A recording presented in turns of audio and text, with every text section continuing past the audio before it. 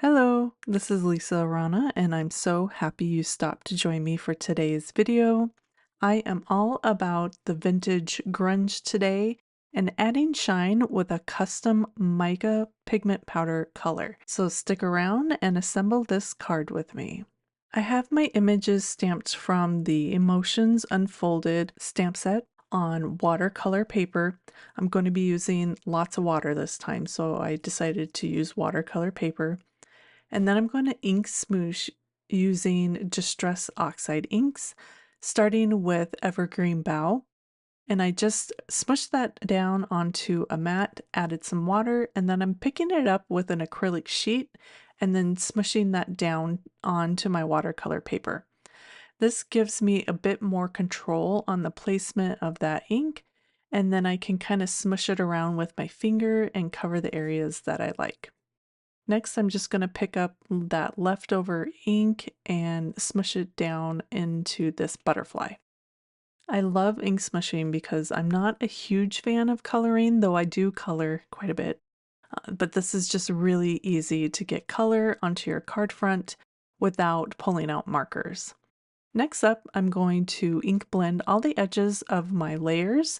I'm using the Distress Oxide in Gathered Twigs, and then ink blending my background, which was craft cardstock, some pattern paper from Blossom Avenue from Unity, and then last, my ink smush panel.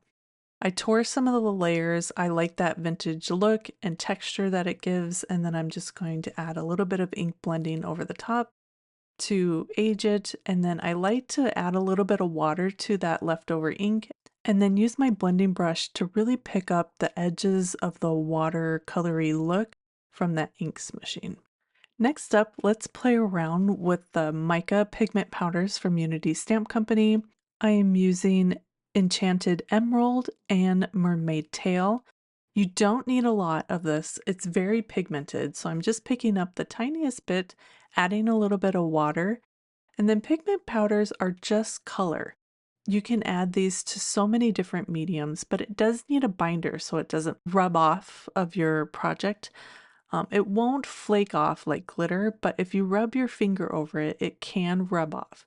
So I added a little bit of glue, and that will bind those pigment powders to my project. And I'm just watercoloring that on over the butterfly and then select portions of my flowers and the background. And this is going to really add a pop of color and then also a lot of shine. It's amazing how much shine it'll pick up from the light. Now I'm just going to use my heat tool and make sure that's dried completely. I'm going to fussy cut out this pretty little butterfly right on the line because I'm going to be popping that up over the image on the front of the card. So let's add our layers. This is where I want my panel to be on the front of my card. So I'm just going to add a bit of glue behind these strips and slide it in and under that panel so I get the angle and the amount of paper that I want to see. And when I'm happy with it, I just tack it down and I'll repeat that process on the top. And I'm happy with those. So now I'm just going to lift the edges to get a little bit of dimension from those pattern paper layers. Add a bit of foam tape to the back of my watercolor panel. It was looking just a little bit flat, so I kind of wanted to brighten it up. So when in doubt, splatter it out. So I grabbed some watered down acrylic white paint and I just splattered over the front of my card.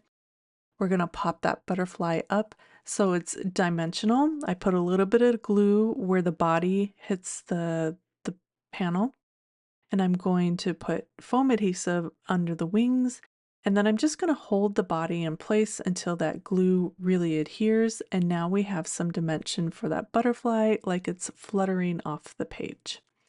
And here is the final look. Hopefully the camera is capturing that shine. It's just really beautiful in person, how it just shimmers when you turn that card and it catches the light.